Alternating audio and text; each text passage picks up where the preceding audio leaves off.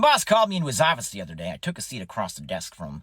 He says, Joe, as you know, Frank is retiring, and we sent a card around the office for everyone to sign. And most people, they said very nice things.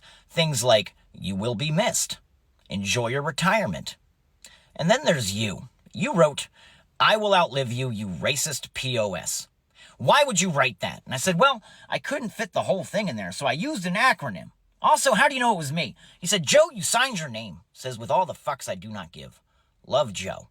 My question to you is, why do you think Frank is racist? I said, that's a great question, boss. The other day, me and Arthur were in the break room. We were discussing our excitement over the new Deadpool movie. And Frank, he boomers his way into the conversation. He says, that's what's wrong with this generation. Marvel movies. And then he goes on some tirade about how Disney is so woke and that when he was younger, Disneyland was the greatest place on earth, which is bullshit.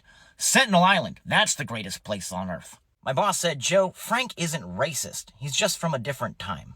I said, what? That's so cool. He's a time traveler? Do you get a tax exemption for hiring him? Also, what kind of time travel are we talking about here? Are we talking Back to the Future DeLorean? Or are we talking Somewhere in Time starring Christopher Reeve? Great movie. If that's the case, I have a penny with his name on it. Gonna send him back to where he belongs. Also, he's not from a different time. He's from right now. My boss said, Joe, just let it go. He's going to be gone by the end of the day.